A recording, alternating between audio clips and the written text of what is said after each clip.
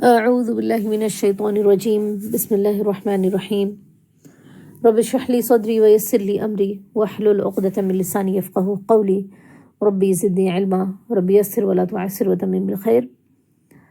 تمام پیاری بہنوں کو اور سامعات کو السلام علیکم ورحمۃ اللہ وبرکاتہ۔ الحمدللہ، اللہ تعالیٰ کا شکر ہے، اس کی بڑائی ہے، اس کی کبریائی ہے ان تمام نعمتوں پہ جو اللہ تعالیٰ نے ہمیں عطا کی ہیں ہماری زندگی کے شکل میں، ہمیں ان تمام چیزوں کو جو اس نے ہمیں عطا کی ہیں، اور اسی طرح سے ہماری روحانی ارتقاء کے لیے جو نعمتیں اس نے عطا کی ہیں قرآن کی شکل میں، اس مبارک مہینے کی شکل میں، جس میں کہ ہم اللہ تعالیٰ کا قرب مزید حاصل کر کے اس کے پسندیدہ بندوں میں شمار ہو سکیں۔ اللہ تعالیٰ کی ہر نعمت پہ، اس دین کی اور اس اسلام کی نعمت پر اللہ تعالیٰ کی ہی بڑائی اور کبریائی۔ انشاءاللہ تعالیٰ بہنیں، آج ہم ایک ایسے موضوع پر گفتگو کریں گے جو اللہ تعالیٰ کے خاص بندوں کی صفات کے تعلق سے ہے۔ ہم قرآن میں دیکھیں تو مختلف مقامات پر اللہ تعالیٰ کے بندوں کی صفات کا ذکر ہوا ہے، لیکن آج جن صفات کے بارے میں اور جن مومنین کے بارے میں ذکر ہم کریں گے ان کو اللہ تعالیٰ خصوصی طور پہ اپنے رحمان کے بندے بلاتا ہے۔ اور انشاءاللہ تعالیٰ آج کی جو گفتگو ہوگی وہ سورہ فرقان کی آیت نمبر 63 سے لے کر اختتام تک ان صفات کو جو اللہ تعالیٰ نے یہاں خصوصی طور پہ عباد الرحمن کی صفات بیان کی ہیں، کہ عباد الرحمن یعنی اللہ تعالیٰ کے بندے، اللہ کے غلام نہ کہہ کر بلکہ یہ کہا اللہ تعالیٰ نے کہ رحمان کے غلام، عباد الرحمن، رحمان کے بندے۔ تو انشاءاللہ تعالیٰ اسی کے سلسلے میں ہم آگے بات کریں گے۔ تو چلیں یہاں دیکھتے ہیں کہ سب سے پہلے اللہ تعالیٰ نے عباد الرحمن کی جو صفات بیان کی ہیں ان میں سب سے پہلی صفت کیا بتائی ہے۔ تو اعوذ باللہ من الشیطان الرجیم وعباد الرحمن الذین یمشون علی الارض ہونا وَإِذَا خَاطَبَهُمُ الْجَاهِلُونَ قَالُوا سَلَامًا۔ سب سے پہلی صفت جو اللہ تعالیٰ رحمان کے بندوں کی بیان کر رہا ہے، اور ہم دیکھیں رحمان جو ہے اللہ رب العزت کے ناموں میں سے سب سے عظیم ترین نام ہے، اور اللہ تعالیٰ یہ بھی کہہ سکتا تھا عباد اللہ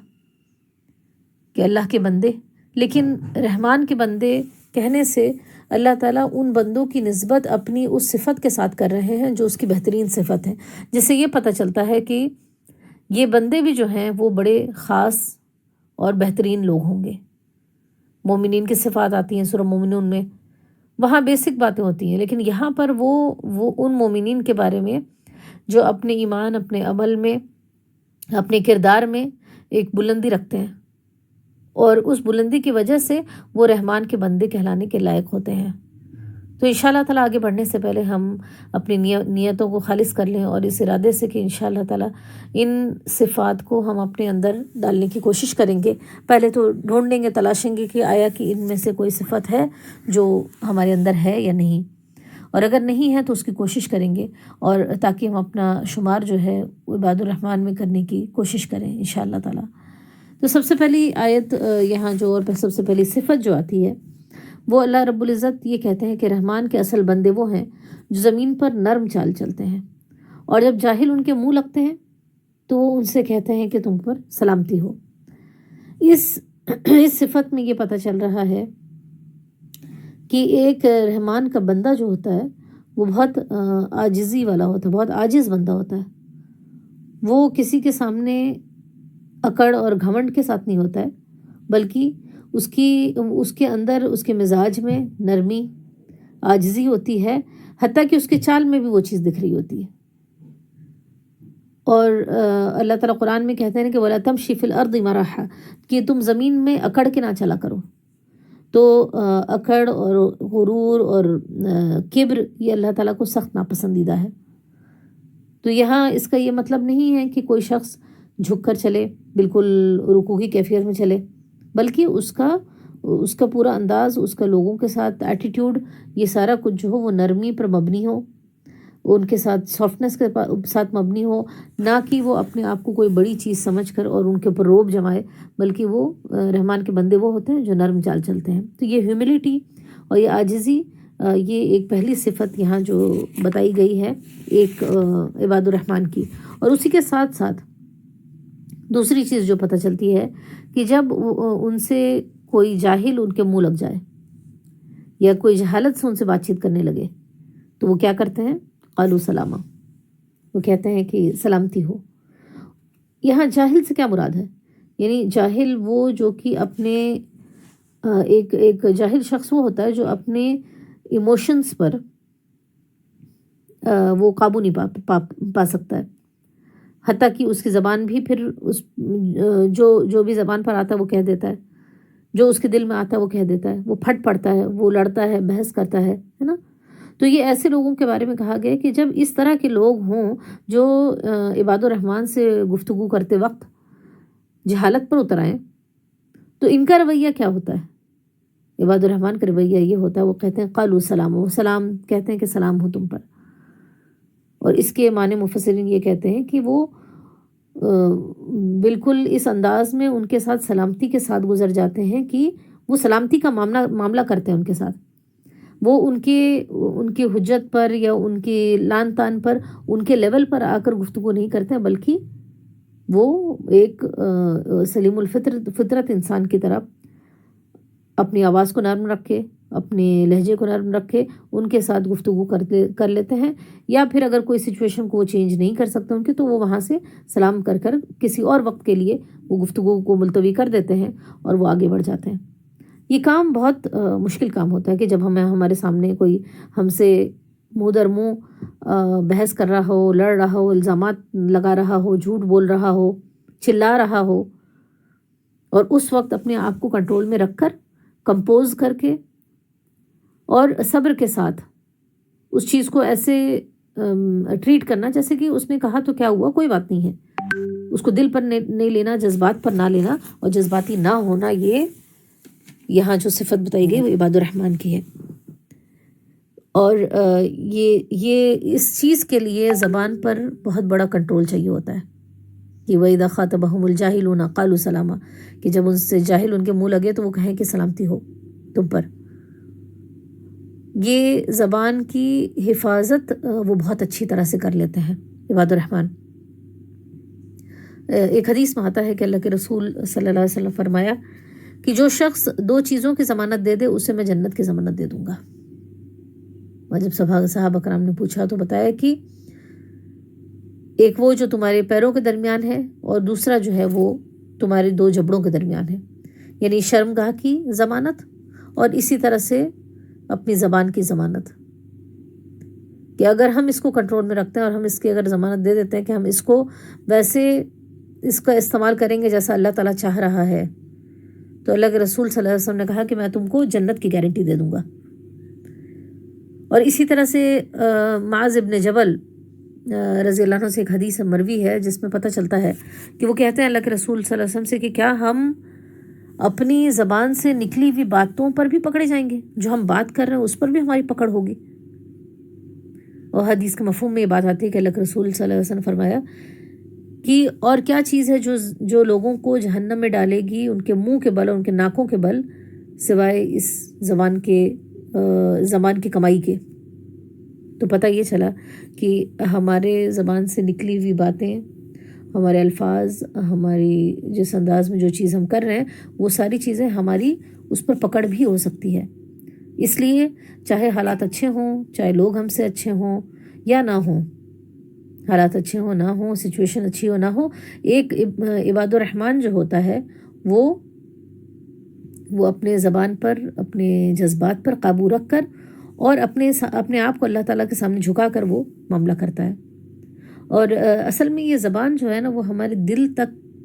پہنچنے کا ایک اس کی کھڑکی ہوتی ہے۔ زبان سے جو باتیں نکالتے ہیں وہ ہمارے دل پر اس کے اثر بھی ہوتا ہے، تو اس لیے بہت کیئرفل ہونا پڑتا ہے کہ ہم اپنی زبانوں سے کیا چیزوں کا کس طرح سے استعمال کر رہے ہیں۔ اور اسی طرح سے آگے جب ہم بڑھیں گے عباد الرحمن کی صفات میں تو ہم دیکھیں گے کہ اگلی صفت جو آتی ہے یہ عاجزی کے بعد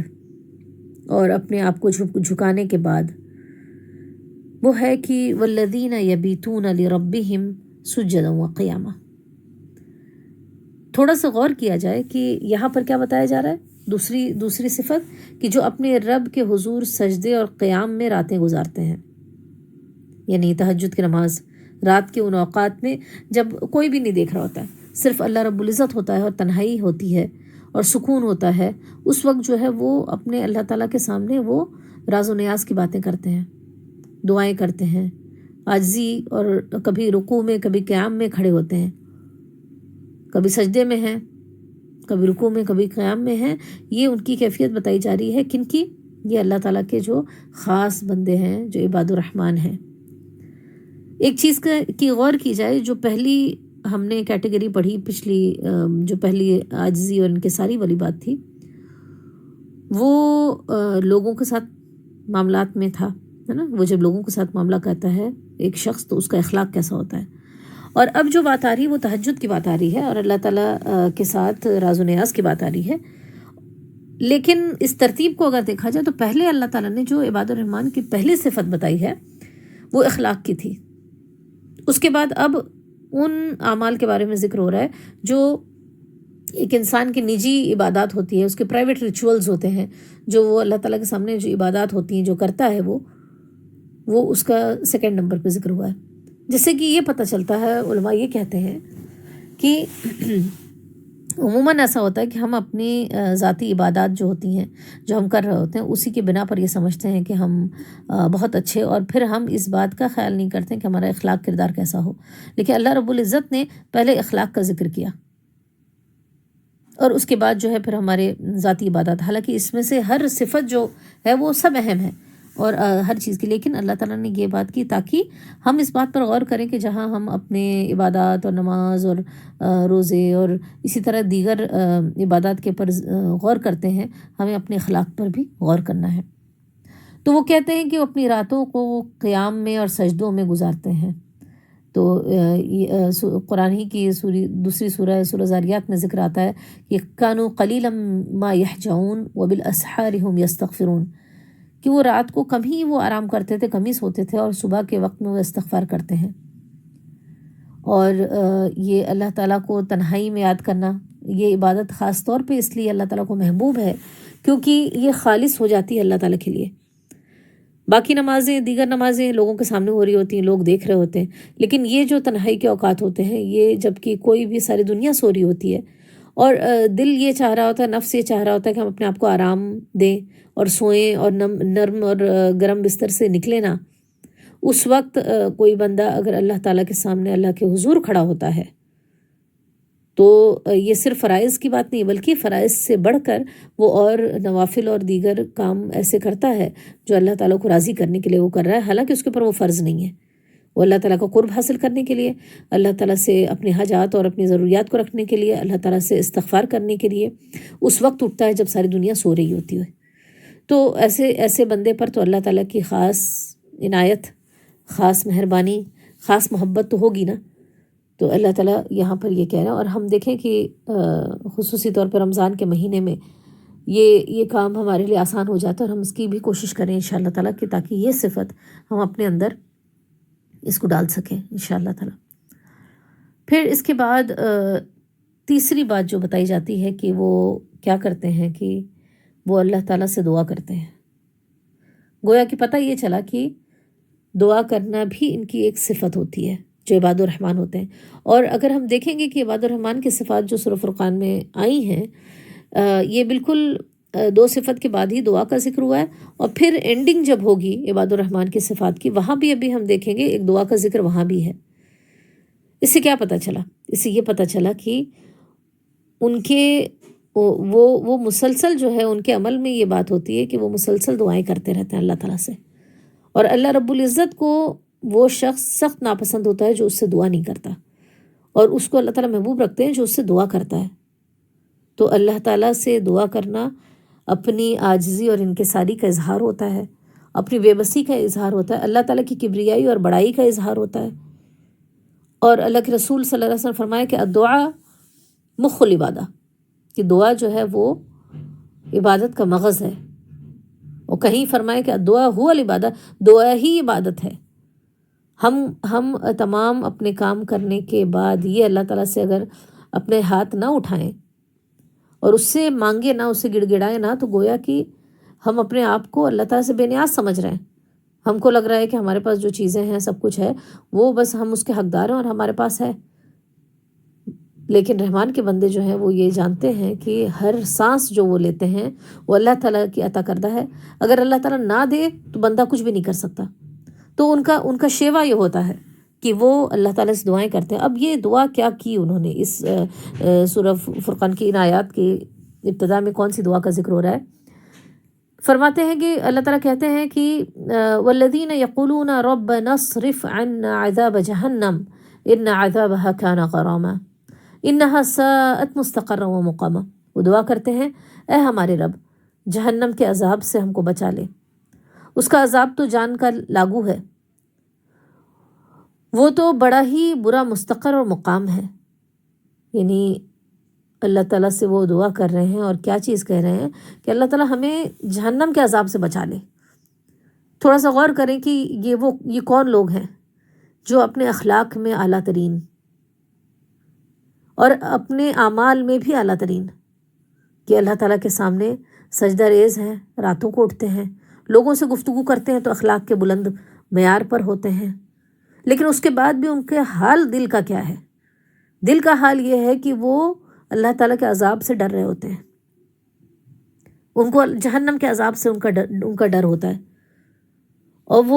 وہ اپنے آپ کو محفوظ نہیں سمجھ رہے ہیں کہ ہم اپنے اعمال کی بنیاد پر، اپنے اخلاق کی بنیاد پر ہم جنت میں چلے جائیں گے اور ہمارے لیے تو گارنٹی ہے نہیں، بلکہ وہ اللہ تعالیٰ کے عذاب سے ڈر رہے ہوتے ہیں۔ اور ایک اور بات، وہ ان کو اس بات کا شعور ہوتا ہے، کہتے ہیں کہ انہا ساءت مستقرا و مقاما، وہ تو بہت ہی بڑا مستقر یعنی ٹھہرنے کی جگہ تھوڑی دیر کے لیے یا پرماننٹ ریزیڈنسی کے لیے، چاہے ایک لمحے کے لیے بھی اگر وہاں رہنا تو بہت ہی بری جگہ ہے۔ دیکھیں دنیا میں بہت سارے ایسی جگہیں ہوتی ہیں جو بہت اچھی تو نہیں ہوتی، لیکن تھوڑی دیر کے لیے انسان کے لیے وہ گزارے کے لیے ٹھیک ہوتا ہے، کوئی مسئلہ نہیں، یہ بلکہ ایک چینج ہو جاتا ہے۔ اور دنیا کی بہت ہی اچھی جگہ ہو لیکن تھوڑے ٹائم کے بعد جو ہے وہ وہاں سے دل اکتا جاتا ہے انسان کا۔ لیکن اللہ رب العزت نے جو جنت بنائی ہے اس میں چاہے کتنا بھی انسان رہے گا وہ اس کے لیے بہترین ہوگی، اور وہ اسے نہ اکتائے گا، وہ تھوڑی دیر کے لیے، زیادہ دیر کے لیے وہ بہترین جگہ ہے۔ اور اسی طرح جہنم جو ہے اس کا ایک لمحہ، ایک سیکنڈ بھی وہ کسی کے لیے وہ آسان نہیں ہوگا، بلکہ اس ایک سیکنڈ میں وہ جہنم سارے اپنی جو بھی اس کی ہولناکی ہے، جو کیفیت ہے، جو اس کی سختی ہے، وہ دکھا دے گی۔ تو وہ اس جہنم سے ڈر رہے ہیں، اتنی نیکیاں کر کے، اتنی عبادات کر کے، یہ ان کی عاجزی ہے، اور وہ اپنے اعمال کو وہ کوئی بڑی چیز نہیں سمجھ رہے ہیں۔ یہ ہمارے لیے اس میں نشانی ہے کہ کہیں ایسا تو نہیں ہے کہ ہم اپنے چند اعمال کو لے کر اور اس پر مطمئن ہو جائیں اور گارنٹی کے طور پہ سوچیں کہ بس ہمارا تو معاملہ اللہ تعالیٰ بہت اچھا کرے گا، اور اچھی امید تو رکھنی چاہیے لیکن مطمئن نہیں ہو سکتے ہیں۔ حضرت عمر رضی اللہ عنہ کے بارے میں آتا ہے نا ایک قول کہ وہ کہتے ہیں کہ اگر مجھے یہ پتہ چل جائے کہ صرف ایک شخص جنت میں جائے گا تو میں یہ امید کروں گا کہ میں ہوں گا وہ، اور اگر مجھے یہ پتہ چل جائے کہ صرف ایک شخص جہنم میں جانے والا ہے، باقی جنت میں جانے والے ہیں، تو میں اس بات سے ڈروں گا کہ کہیں میں نہ ہوں۔ تو یہ کیفیت جو ہے کہ مطمئن تو کبھی بھی نہیں ہو سکتا انسان، اور وہ اپنے آپ کو اللہ تعالیٰ کے اس عذاب سے بچنے کے لیے کثرت سے دعا کرتا ہے ایک مومن، اور جب انسان یہ کرتا ہے تو وہ ان اعمال سے بھی بچتا ہے جو جہنم میں لے جانے والے ہیں۔ تو اس چیز کا احساس ہونا کہ وہ بہت ہی بری جگہ ہے، بہت ہی برا ٹھکانہ ہے، یہ احساس عباد الرحمن کو مسلسل رہتا ہے، اور وہ تمام اپنی نیکیوں کے ساتھ ساتھ وہ اللہ تعالیٰ سے دعائیں بھی کرتے ہیں کہ اللہ تعالیٰ ہم سے جہنم کے عذاب کو دور رکھیو، اس کا عذاب تو غرامہ ہے نا، بہت ہی جان لیوا ہے، چمٹ جانے والا ہے۔ اب اس کے بعد ایک اور جو اگلی صفت آتی ہے، کہتے ہیں کہ والذین اذا انفقوا لم یسرفوا ولم یقتروا وکان بین ذلک قواما، اور جو خرچ کرتے ہیں تو نہ فضول خرچی کرتے ہیں اور نہ بخل، بلکہ ان کا خرچ دونوں انتہاؤں کے درمیان اعتدال پر قائم رہتا ہے۔ کیا ہوا کہ جب وہ خرچ کرتے ہیں، تو یہاں پر جو اللہ تعالیٰ یہ کہہ رہے ہیں جب وہ خرچ کرتے ہیں، یہ نہیں کہا کہ اگر وہ خرچ کرتے ہیں. یہ جب اور اگر میں بہت فرق ہے. اس سے یہ پتہ چلا کہ اللہ تعالیٰ یہ کہہ رہے ہیں کہ جب وہ خرچ کرتے ہیں، یعنی ان کی عادت تو ہے ہی کہ وہ خرچ کرتے ہیں، اس میں تو کوئی سوچنے کی بات ہی نہیں ہے، اس میں دو رائے نہیں ہے. وہ اللہ تعالیٰ کے لیے خرچ کرتے ہی کرتے ہیں، ہے نا. اور جب وہ خرچ کرتے ہیں تو کیا اس میں کیا ان کا انداز کیا ہوتا ہے خرچ کرنے کا، کہ لم یسرفوا ولم یقتروا، نہ تو وہ فضول خرچی کرتے ہیں، نہ اسراف کرتے ہیں، اور نہ ہی بخل سے کام لیتے ہیں، بلکہ ان دونوں کے درمیان وہ ایک بیلنس کریٹ رکھتے ہیں. اسراف کیا چیز ہے؟ اسراف یعنی کوئی ایسی چیز پر اسراف کے بارے میں علماء جو ہے مختلف باتیں کہتے ہیں کہ اسراف فضول خرچی کن کن چیزوں پر مشتمل ہوتی ہے. تو نمبر 1 یہ پتہ چلتا ہے کہ ناجائز کاموں پر اپنی دولت کو صرف کرنا. کوئی ایسے کام جو کہ ناجائز ہیں، چاہے ہم نے اس میں 1 روپیہ ہی کیوں نہ لگایا ہو، لیکن وہ اسراف ہے، کیونکہ وہ مال کو اللہ تعالیٰ کی رضامندی کے لیے لگانا تھا. ایسے کاموں میں نہیں لگانا چاہیے تھا جو اللہ تعالیٰ کو ناپسند ہے نا. دوسرا کہتے ہیں کہ اسراف کی دوسری کیٹیگری کیا ہوتی ہے کہ ایک شخص جو ہے اس کو جائز کاموں میں تو لگاتا ہے، لیکن وہ حد سے تجاوز کرتا ہے، یعنی لمٹس کو کراس کر جا رہا ہے. اس کے پاس وہ صرف اس لیے خرچ کر رہا ہے کیونکہ اس کے پاس ہے نا،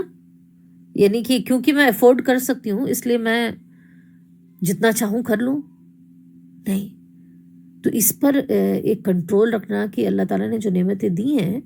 اس کو دیکھتے ہوئے، اور ہمیں غور کرنا ہوگا کہ ہم جہاں تمام عبادات کر رہے ہیں کہیں ایسا تو نہیں کہ ہمارے مال میں ہم نے اس طرح سے انداز میں اس کو استعمال کر رہے ہیں فضول خرچی. اور ہم دیکھیں کہ ہم مسلمانوں کا جو خصوصی طور پہ شادی بیاہ کا معاملہ ہوتا ہے یا اور بھی دیگر معاملات ہوتے ہیں کہ ہم صرف محض برانڈز کے چکر میں یا کسی اور چکر میں ہم اسراف تو نہیں کر رہے ہیں، اپنے مال کو زیادہ تو نہیں خرچ کر رہے ہیں. اور اسی طرح سے جو ہے تیسری بات اسراف میں بتائی جاتی ہے کہ ایک شخص نیکی کے کام میں تو خرچ کر رہا ہے، لیکن اس کی نیت اللہ تعالیٰ کی رضا نہیں ہے، اجر کی نہیں ہے، بلکہ وہ دکھاوے کے لیے یا شو آف کرنے کے لیے وہ کر رہا ہے. تو ایسا کام بھی چاہے نیک نیتی سے کیا گیا ہو، ایسا بھی کام جو کہ نیکی کے لیے کیا گیا ہو، اچھے کام کے لیے کیا گیا ہو، لیکن اس میں نیت یہ رہی ہے کہ لوگوں کو دکھاوا کرنا ہے یا کسی اور کے لیے وہ کام کیا جا رہا ہے، تو وہ بھی اسراف ہو گیا، کیونکہ وہ تو ضائع ہو گیا، وہ اللہ تعالیٰ کے محفوظ تو نہیں ہوا. اور تو ایک لمٹ یہ ہے. دوسری ایکسٹریم کیا ہے؟ ایک ایکسٹریم تو ہو گیا اسراف کی، دوسری ایکسٹریم ولم یقتروا، اور نہ ہی وہ بخل کرتے ہیں. بخل کیا چیز ہوتی ہے کہ جو جائز ہماری ضروریات ہیں اس پر بھی پیسہ نہ خرچ کرنا، ہے نا. جو جائز چیزیں ہیں آپ کے استعمال کے لیے اپنے اوپر، اپنے گھر والوں کے اوپر، وہ بھی نہیں خرچ کرنا. اور اسی طرح سے جو ہے کوئی شخص اپنی تمام ضروریات پہ خرچ کر رہا ہے، لیکن نیکی کے کاموں میں خرچ کرنے سے وہ گریز کر رہا ہے، اللہ تعالیٰ کے لیے دینے کے لیے اس کے لیے بہت مشکل ہو رہی، وہ نہیں کر رہا ہے نا. تو یہ چیزیں ان دونوں کے درمیان ایک بیلنس کریٹ کرنا، اور یہ بیلنس کریٹ کرنا ہی سب سے مشکل ترین چیز ہے ہماری عام زندگی میں بھی. ہم دیکھیں تو ان دونوں کے درمیان ایکسٹریمز کے بیچ میں چلنا جو ہے نا، یہ ہمیں ایک یہ بتایا جا رہا ہے کہ عباد الرحمن کی یہ صفت ہے. تو ان دونوں ایکسٹریمز کے بیچ میں وہ معاملہ کرتے ہیں، اور یعنی وہ جب اپنا مال خرچ کرتے ہیں تو ایک کہتے ہیں ایک سوچے سمجھے انداز میں اس کو خرچ کرتے ہیں، نہ کہ بے وقوفی کے ساتھ، ہے نا. یہ ان کی یہاں خاص صفت ہمیں بتائی جا رہی ہے. تو اب ہمیں پتہ چلا آج کی جو آیات ہم لوگوں نے دیکھی ہیں اور جو صفات دیکھی ہیں، اس میں یہ پتہ چلا کہ وہ بہت عاجز ہوتے ہیں اللہ تعالیٰ کے سامنے، اللہ رب العزت کے سامنے بھی، اور اسی طرح سے جو ہے وہ لوگوں کے ساتھ بھی جو ہے عاجزی کا معاملہ کرتے ہیں.